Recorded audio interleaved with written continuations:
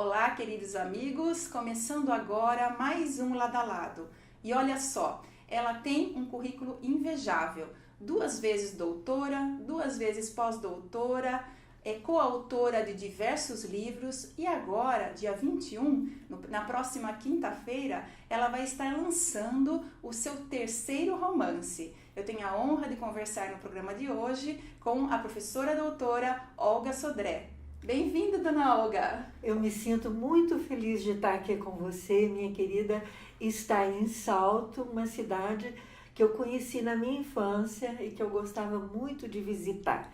E em lembrança a importância que Salto tem para mim, eu trouxe para você o meu novo livro. Ai, que delícia! Muito obrigada! Esse que vai ser então agora lançado. Esse que vai ser lançado. Desvendando os Mistérios dos Céus, Nossos Heróis das Galáxias. Olha, gente. E dona Olga, por qual editora mesmo que está saindo o seu livro? É pela editora Paco, é a coleção Nobres Letras. Nobres Letras, mas a editora é a Paco. E me parece que o prefácio foi feito pelo Alan Dubner, né? Que é uma pessoa queridíssima em Itu, ele e a esposa muito. Débora. Eles fizeram muito pela parte de comunicação, não é?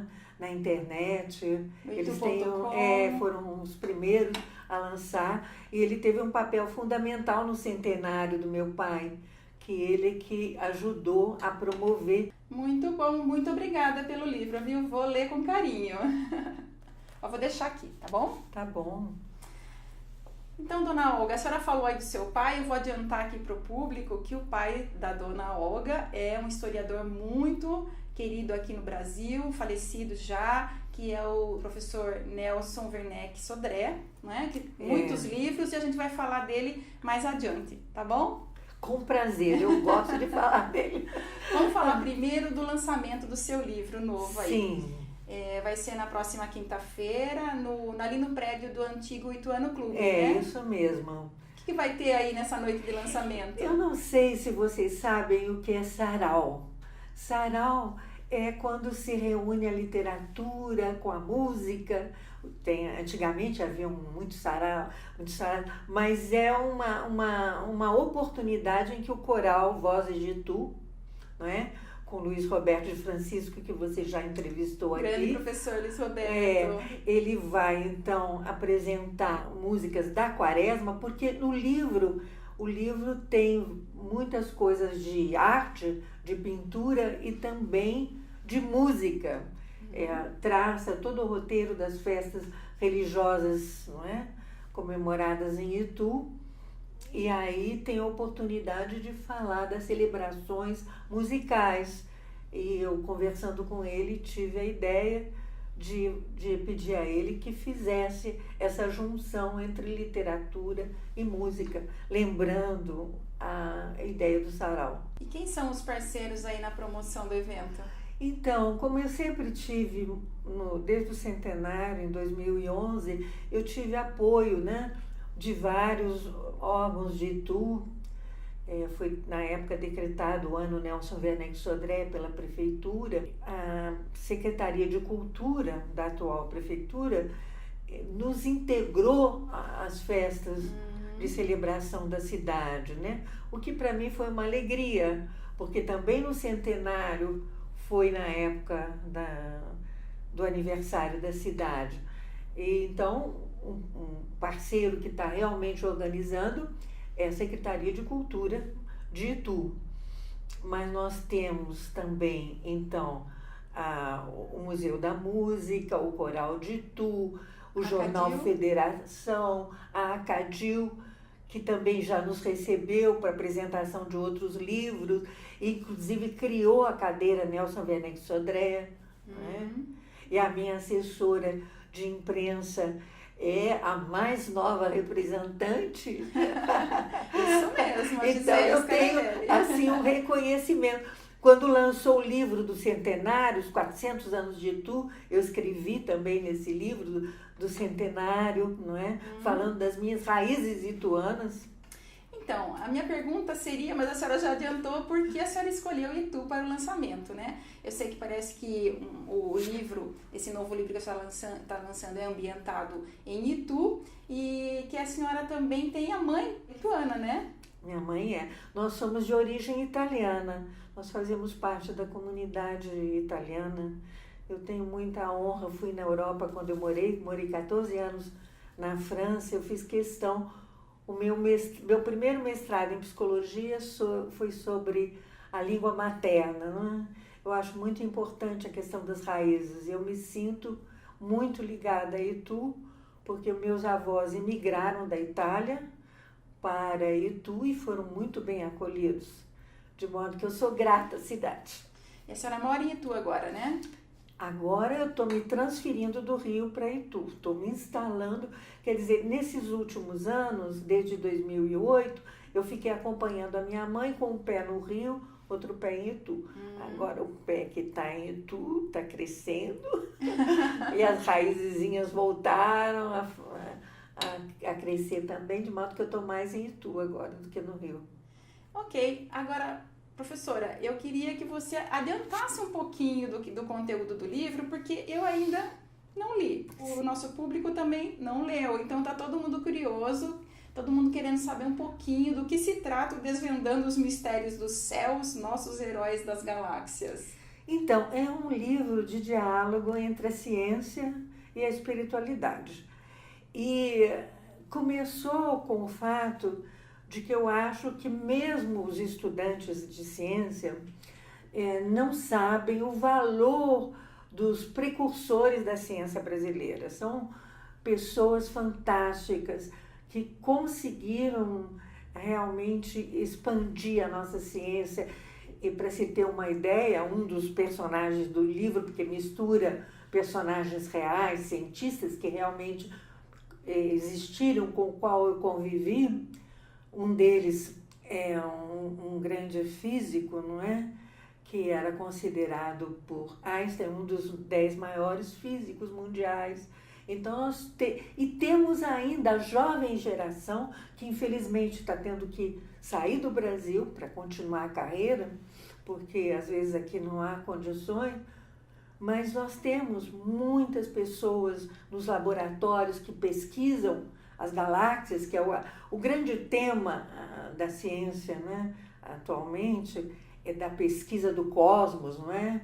Porque, afinal de contas, até recentemente a gente não tinha esse conhecimento que são bilhões de galáxias, o céu é imenso, o universo é extraordinário. Então, o ser humano está começando a descobrir tudo isso. E eu falo essas coisas numa linguagem bem coloquial, porque não é um livro de ciência, é um livro que fala dos seres humanos que pesquisam a ciência. São as pessoas que contam, não é? Então, por exemplo, o personagem principal que mora em Itu é uma física que foi muito conhecida, trabalhou na França, em vários países, e ela veio se instalar em Itu. E ela fala da física. Outro personagem muito importante, bem central também, é o neto dela, que é um matemático. E esse matemático, ele foi baseado, o personagem, num matemático real que existe, que é um jovem matemático brasileiro, que teve o maior prêmio da matemática, equivalente ao prêmio Nobel na matemática. Então, como tem várias entrevistas com ele, vários materiais, em que eu vou mostrando como é que se faz ciência, como é que ele pensa. A matemática é muito divertida, porque ele não faz matemática num laboratório, ele faz à noite sonhando ou na praia, porque tudo se passa na mente que faz a descoberta. Então, eu mostro como é que ele se tornou esse grande matemático e tem uma discussão, então, conversa. Ele vai começar a ter visões, não é? Que ele não entende, vai conversar com a avó e que pode ser tanto interpretada do lado espiritual como do lado científico. E aí são as conversas entre eles. E, dona Olga, a senhora estava me falando antes da entrevista que teve um forte embasamento aí para o livro, a sua participação sobre um trabalho que a senhora realizou na Unesco. Eu queria que a senhora comentasse um pouquinho isso. Eu fui para a França em 1966. E lá eu trabalhei na área de psicologia social e um dos professores me convidou para trabalhar na Unesco porque ele estava organizando uma pesquisa sobre a organização da pesquisa científica. Eu tinha que entrevistar os cientistas, conhecer como era feita, como era organizada. Além do que, tinham grandes cientistas brasileiros que tinham se exilado na França na época da ditadura. E convivendo com eles, no meio dos brasileiros, eu conheci, por exemplo, tem um personagem muito importante, que é um físico brasileiro de origem polonesa, Jean Meyer. O nome dele em português é João Meyer, mas ele, como eu conheci na França, era Jean Meyer. Ele dirigiu um grande laboratório de pesquisa atômica, não é? Ele começou num grande laboratório na França e depois dirigiu o laboratório da Suíça. E nós éramos amigos íntimos e discutimos sobre ciência. Uhum. Então eu fiz também o meu doutorado em filosofia sobre uma filosofia indiana, que eu pesquisei, andei muito pela Índia em pesquisa espiritual, no qual essa filosofia indiana tinha uma convergência com a teoria da física, que descobriu a teoria do Big Bang, que é a explosão inicial que deu início ao universo. Então, eu fiz baseado num físico que depois ele me apresentou, que era um grande teórico. Esse grande teórico da física e da teoria do Big Bang, né, da grande explosão, ele chegou a vir para o Brasil, porque lá nos Estados Unidos também houve uma perseguição aos cientistas. Uhum. E o Einstein pediu que os cientistas brasileiros o recebessem no Brasil, o que foi uma maravilha para nós. Ele chama David Bohm. Ele ensinou em São Paulo, na universidade, não é? E foi até professor desse Jean Meyer. Então, o Jean Meyer continuava em contato com ele e ele inspirou parte do meu doutorado em filosofia, que era a ideia da consciência e da energia, porque tudo no universo é energia. Todos esses estudos aí que a senhora está falando, a senhora conseguiu concentrar aqui no livro de uma forma suave, é isso? Fala inclusive, um dos personagens do livro, que é o esposo da Rayana, ele é especializado em filosofia da ciência, e ele é que vai fazer esse doutorado. Então ele vai falar um pouco do David Bohm, vai explicar o que é a grande explosão. Mas como tem os familiares que não conhecem ciência, ele vai falar numa maneira mais simples, agradável, acessível, de modo que a pessoa fica com alguma noção. E dona Olga, a senhora já escreveu vários livros coletivos, né? Coautora de vários livros, escreveu 2 romances já. E eu imagino que toda essa garra para o estudo e para a escrita, para a leitura e para a escrita, vem um pouco da influência, um pouco não, muito da influência familiar, né? E nós já falamos aqui que seu pai foi um grande historiador, Nelson Werneck Sodré. Eu queria que a senhora comentasse essa influência familiar e comentasse um pouco sobre o seu pai. Na realidade, eu antes de aprender, quem me ensinou a ler foi minha avó, mãe do meu pai, que teve também uma grande influência nele. A nossa família, por parte do meu pai, era uma família de intelectuais. Então, a minha avó me ensinou a ler e me contava histórias. Eu gostava muito de histórias, né? Ela me contava, lia muitas histórias, escutávamos novela porque era no rádio, era a época do rádio, não era a época da televisão. Então eu adorava escutar as novelas no rádio. Eu era criança, não sabia ainda ler, mas eu escutava quando fazia as coisas de mistério. Era o Morro dos Ventos Uivantes, era tudo. A imaginação foi solta. Tanto assim que eu ainda gosto muito, a escuta para mim é muito importante, né? E o meu pai, posteriormente, eu gostava de ficar com ele. Enquanto ele escrevia, ele tomava conta de mim para minha mãe fazer as coisas dela, era bem dividido, ele gostava muito de tomar conta. Então eu ficava desenhando, né? Ele botava música clássica e escrevia. Então, e depois eu gostava dos livros, eu ainda gosto, adoro pegar um livro, sentir o cheiro do livro. De livro novo. E os livros, eu não sabia ler, mas eu era pequenininha, eu ia ajeitando a biblioteca dele, que era enorme, ele deu até para a biblioteca, todo o arquivo dele está na Biblioteca Nacional, né? Inclusive eu fiz a doação, a obra toda dele, que são mais de 60 livros, fazem parte agora do domínio público, qualquer pessoa pode editar. Né? Em 2011 eu fiz essa doação ao público, para que todo mundo possa ter acesso à obra dele. E ele me fez esse amor por livro antes mesmo de ler. Uhum. Eu gostava de livro, eu gostava de pegar. Ele dizia que são os livros italianos, aqui são assim. Aí eu cheirava, eu digo, esse tem esse cheiro, o outro tem aquele cheiro. Ele me inspirou. E quando eu era pequena, eu tinha já muitas indagações sobre o cosmos. Eu dizia, mas como o mundo começou? E ele gostava de conversar já desde criança. E quando chegou na adolescência, então, eu comecei a participar com ele das reuniões políticas, não é? E até às vezes os políticos estranhavam uma menina acompanhada, e ele dizia, não, ela é da minha inteira confiança.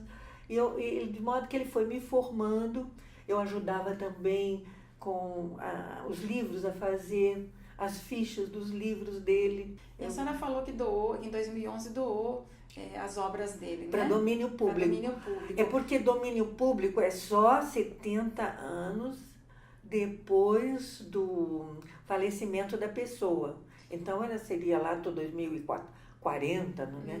Mas eu achei... A senhora antecipou. Antecipei. Não é? E a senhora também fundou em Itu um centro de estudos, né? Que leva o nome dele, é isso? Exatamente. Quando foi a época do centenário, eu tive muito apoio desses amigos queridos, que é o Luiz Roberto, o Alan, era secretário de Cultura, o Jonas, né, na época.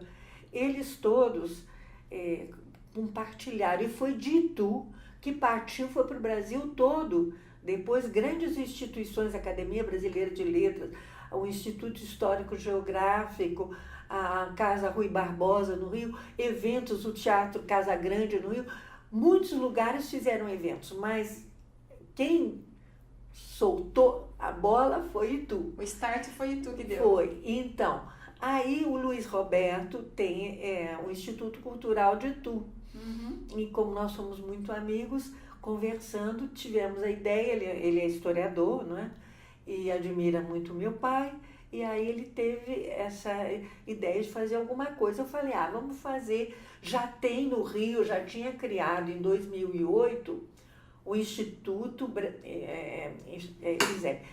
Brasileiro, Instituto de Estudos Brasileiros, ISEB, Instituto Superior de Estudos Brasileiros. É uma instituição que já existia, foi dinamizada pelo Juscelino, foi criada na época do Café Filho, mas foi o Juscelino que lançou. E tinha os maiores intelectuais brasileiros, é uma época de grandes debates sobre o desenvolvimento, e tinha esse instituto que o meu pai lecionava história lá.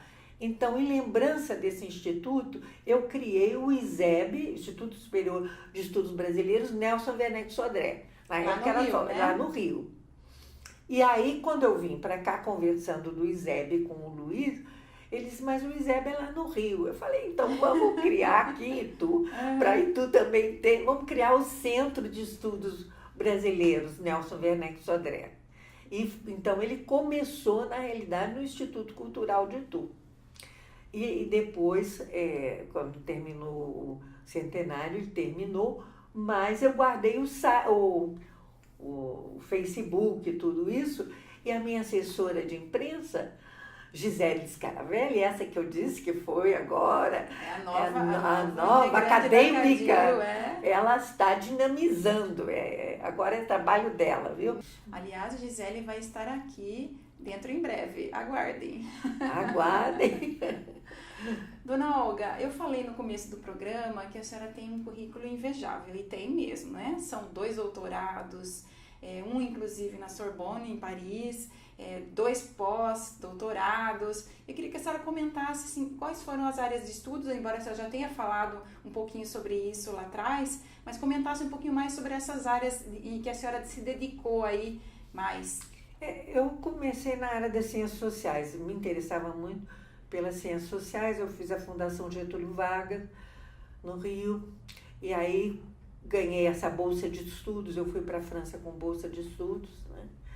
E lá eu comecei a trabalhar na área de psicologia social. Me formei em psicologia, depois me dediquei à clínica, comecei a fazer clínica, psicologia clínica na França. Então, na área de psicologia, eu sempre estava entre a psicologia social e a psicologia clínica. Eu trabalhava nos 2 campos.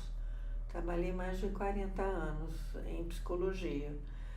E assim, no andamento da coisa, eu acho que a filosofia é um modo de pensar o mundo. E eu sentia falta dessa base, né? Então, eu estava com uma tese em sociologia, mas que não estava me agradando muito, e eu tive a oportunidade de transferir essa tese para filosofia. Peguei os créditos que eu tive, consegui em rápido tempo fazer a tese, porque nessa época eu estava mais interessada na espiritualidade. A filosofia foi assim, a ponte, porque como eu vinha da ciência, eu não podia entrar na espiritualidade, assim, aquela espiritualidade só inocente, que é muito válido também, né? Mas eu me colocava questões sobre espiritualidade. Então, como eu tinha essa base científica, eu resolvi fazer a tese em filosofia. E depois eu fiz o meu pós-doutorado também na área de filosofia e na área de psicologia. Na área de filosofia... Um deles foi em Paris também, né? Foi no Instituto Católico de Paris que eu fiz o meu pós-doutorado em filosofia. Depois eu fiz um mestrado em psicologia, um doutorado em psicologia, quando eu voltei para o Brasil.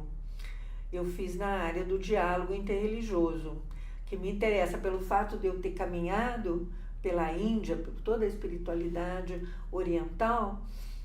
Eu me acostumei muito a ter o diálogo entre as religiões. E, Dona Olga, a senhora, com essa vida agitada que teve, né, acadêmica e profissional, há cerca de 6 anos a senhora deu um tempo aí, né, resolveu se afastar um pouco para se dedicar à espiritualidade, é isso? E aos seus romances. É, isso mesmo. Os romances são uma derivação, não é? Porque foi por eu estar nessa pesquisa interior mais espiritual, é que eles surgiram bem do fundo mesmo da consciência. Mas eu cheguei à conclusão que eu estava no grupo de pesquisa da religião, de psicologia e religião, né? Que reunia pesquisadores muito bons em pós-graduação e tudo, professores muito conceituados, mas chegou um momento em que a pesquisa só intelectual não estava me preenchendo. Eu gostaria de voltar cada vez mais para a experiência. Então, eu disse ao grupo que eu não iria continuar, o que foi muito sentido, porque eu estava há muitos anos já com eles e tudo, mas eu achei que era por aí. Eu não sabia bem o que me esperava, mas na realidade foi muito criativo, porque depois dessa transformação eu pude, digamos assim, fazer um mergulho, né, interior, e foi desse mergulho que surgiram os livros. Eu não sei se vão ter outros, eu não me considero propriamente, embora eu tenha começado a publicar nos anos 70, já publicava livros, e antes disso eu já era jornalista, tudo, mas eu não me considero escritora, não tenho nenhuma pretensão, nenhuma ambição de ser escritora, de ser lida, de fazer essas coisas, não me interessam muito. eu relato no livro experiências, né?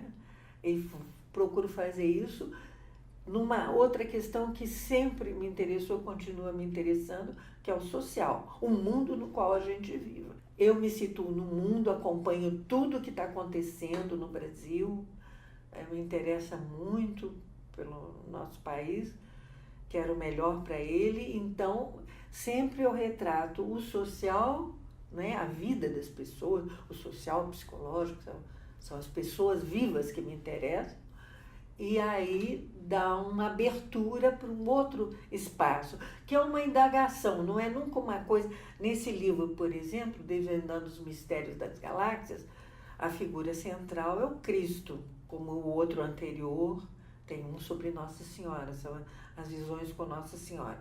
Mas não é nunca nítido, porque a relação com Deus, nesse momento que nós estamos no mundo, é com um véu, não é muito nítido. Então, a pessoa pode aguçar o ouvido e escutar a voz de Deus, ou pode não ouvir. Mas não é uma coisa que seja vista, palpável, tem que provar, não dá para ser isso. E, dona Olga, seus 2 primeiros romances, um é de 2017, outro de 2018. Isso. O primeiro é biográfico, né, que é o Conversas com Vovó Amélia. Comenta um pouquinho sobre Conversas com Vovó Amélia e sobre Visões de Guerra e Paz, que a senhora já falou aí, que então, tem a ver com Nossa Senhora. Conversas com Vovó Amélia surgiu justamente uma amiga minha, que nós estávamos na Pastoral da Saúde, que ela achava psicóloga, pode ajudar. Aí ela falou: Olga, você tem tantas experiências espirituais, por que você não põe para falar lá para o pessoal, contar suas experiências? E quando eu comecei a contar, fiz muito trabalho sobre juventude, eu gosto muito do trabalho com jovens, eu gosto muito de adolescentes, né? Eu acho que já estão surgindo para o mundo. E eu aí comecei uma conversa entre a neta e a avó. A avó, na realidade, é a minha avó, que se chamava a avó Amélia, né? Minha vovó Amélia, que ela me influenciou muito, né? Eu até cheguei a morar quando era bem pequena com ela e tudo. Então é um diálogo entre a avó e a neta, no qual a nova geração vai falando as suas indagações, não é? Sobre a política, sobre a vida amorosa, sobre os conflitos com a mãe e tudo isso. Ela vai perguntando para a avó. E a avó, então, diz: olha, eu não posso dar lição, mas eu posso contar a minha experiência, porque você que vai ter que fazer a sua caminhada. Aí começa a contar, e aí são fatos que a avó Amélia conta, mas que são da minha vida. Inclusive tem esse encontro com o Cristo no Ashram, que é uma comunidade espiritual indiana, a visão que eu tive com o Cristo, que foi determinante para o retorno ao cristianismo. Isso também está no livro, então? No livro, Conversas com Vovó Amélia. E o Visões de Guerra e Paz? E o Visões de Guerra e Paz surgiu porque, morando no Rio, antes de chegar a esse terrível cenário que nós estamos vivendo no Rio de violência, já tinha indícios, né? Tiroteios. Na minha casa, eu escutava os tiroteios na Pavãozinho, que é uma favela próxima. E aí eu comecei a escrever sobre a vivência dessa violência, não é? Então, de repente surgiram os personagens, eles entram em cena e eu não posso fazer nada, eles que comandam tudo. Não posso fazer nada. Não posso fazer nada, eu só assisto o filmezinho, a novelinha. Eles tomam conta da cena e aí foi se desenrolando. Eles criam vida, então, própria. Eles criam vida, os personagens, e a história se desenrola. É uma história que eu não, embora eu seja ligada a um mosteiro, sou ligada ao mosteiro Nossa Senhora da Paz, eu não pensei em fazer um livro sobre o mosteiro. Mas aí surgiu o personagem Nossa Senhora da Paz, porque aí é uma outra cientista, né, da Fiocruz, que é o personagem da Visões de Guerra e Paz, ela tem uma visão que ela vê uma silhueta feminina que sai de uma concha no mar, e ela não sabe que é aquilo, ela começa a pesquisar o que seria aquela concha que surge no meio do oceano. E depois é que vai aparecendo a Nossa Senhora. Tem um ápice de morte, né? Que é a violência. É a realidade do Rio, né? A realidade do Rio é que as pessoas morrem a 3x2, que Brumadinho acontece, e Mariana, e infelizmente essa tragédia brasileira. E eu não sou alheia a essa tragédia. Então, a tragédia do Rio é a violência. E a violência, como é que ela vai atingir em cheio essa família? E vai desestruturar a família, e aí tem que ver o que é que acontece. Mas essas visões vão nortear a personagem para a espiritualidade. Professora, agora você está preparando, que eu já sei, um novo livro e que vai ser... Não pode contar tudo. Não, agora pode, porque agora eu vou soltar aqui. Um novo livro, dessa vez sobre o seu pai, é isso? Exato. É que eu acho que nós estamos vivendo um momento muito difícil no país. E que a gente tem que refletir muito sobre o que a gente quer do país, não é? E como ele viveu uma época privilegiada, ele escreveu numa época que havia muito diálogo, foi a época teve uma abertura política depois quando acabou a ditadura de Vargas, era um momento de grandes debates, esse ISEB que eu falei, esse instituto, havia intelectuais de todas as tendências, todo mundo querendo refletir sobre o que seria o desenvolvimento brasileiro. É uma discussão diversa da que tem atualmente nas redes, porque nas redes se debate muito, fica em ataques muitas vezes, assim, para ofender o outro, não era reflexão e tudo. E ele produziu essa obra que é um pensamento sobre o que seria o Brasil, né? Sobre o que é a nação brasileira. Eu falo até que ele desvendou a esfinge do Brasil, do rosto do Brasil. Então ele fez muitos livros. Essa questão, por exemplo, do nacionalismo é importantíssima, mas precisa saber o que é o nacionalismo verdadeiro, não é? Então eu vou refletindo sobre o que eram esses intelectuais, o que era o projeto de desenvolvimento da nação, os que participaram, os estudantes, o que era a cultura daquela época, como se debatia naquela época, ou mostrando, não é, também o concreto, as pessoas que eu conheci, que eu convivi com esses artistas, com esses intelectuais todos, e vou falando do livro dele. Então é um livro de testemunho pessoal, porque na minha casa se reuniam os vários intelectuais, então eu conto a vida íntima, né? De Nelson Werneck Sodré, e quais eram as aspirações e o que ele sofreu em defesa do Brasil e tudo, não é? Qual a previsão de lançamento aí? Bom, primeiro eu estou reeditando, já mandei para a editora Paco, vai ser uma reedição de um livro que foi lançado em 2011, que eu fiz pegando vários textos dele sobre o desenvolvimento brasileiro. Desenvolvimento brasileiro e luta pela cultura. Esse livro foi editado pelo IPEA, Instituto de Pesquisa Econômica Aplicada. Um jornalista do IPEA ia lançar o primeiro seminário de desenvolvimento brasileiro em Brasília. Foi um grande evento, reuniu mais de 4.000 pessoas, e ele falou: Olga, seria bom lançar esse livro que você já preparou para o centenário do seu pai. Quando ele soube desse livro, ele ficou encantado, e o IPEA editou. Ainda está à venda, quem vê na internet procura. Mas esse que a senhora está escrevendo, qual é a previsão de lançamento? Então, ele vai sair os dois juntos. Esse do desenvolvimento, que é uma reedição, vai sair com o que eu estou escrevendo, que é uma interpretação, um testemunho de toda a obra do meu pai. Mas é bom ter os dois, porque o outro, ele tem os textos do Nelson. E eu estou falando eu estou explicando os textos, estou explicando como é que foi a vida dele.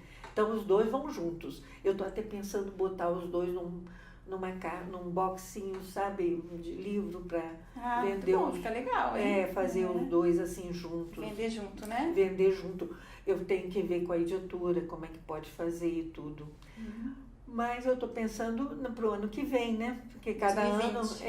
cada ano tem um livro. E professora, deixa eu pegar o livro aqui. Desvendando os mistérios dos céus, nossos heróis das galáxias. Onde é que as pessoas podem encontrar o livro, o seu livro novo, que a senhora vai lançar agora quinta-feira, dia 21?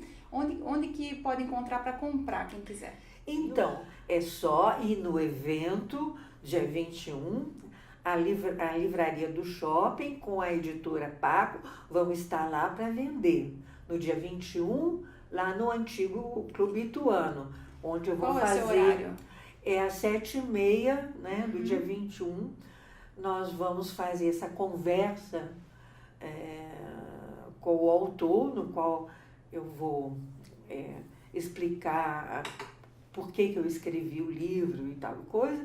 E aí o livro vai ser vendido, vai ter o recital, né, do Vozes de Tu. E depois a livraria do Shopping Plaza, em Itu, que também é bem pertinho. Eu vim até aqui, agora vocês é que tem que ir até lá. E também pode no site da Paco, da editora Paco, e no site da Amazon. Dona Olga, eu queria agradecer a sua presença aqui no programa, foi uma honra recebê-la. Eu que agradeço. Desejar muito sucesso para a noite de lançamento, muito sucesso para o seu livro, né? E agradecer mesmo imensamente a sua presença aqui. Volte sempre quando tiver mais novidades lá do Centro de Estudos, tá bom? Você acolheu de forma muito carinhosa. Eu fiquei muito, muito feliz, viu? De estar aqui com você e com seus telespectadores. Obrigada, viu? Imagine, eu que agradeço a honra de ter estado aqui com o pessoal de Salto e quero convidar vocês, então, para irem me encontrar em Itu. Estou à espera de vocês. E obrigada a você que me prestigia com a sua companhia pela ITV, canal 24 da NET, ou pelo YouTube. Olha, muito obrigada. Sexta que vem eu tô de volta. Beijo no coração. Até lá!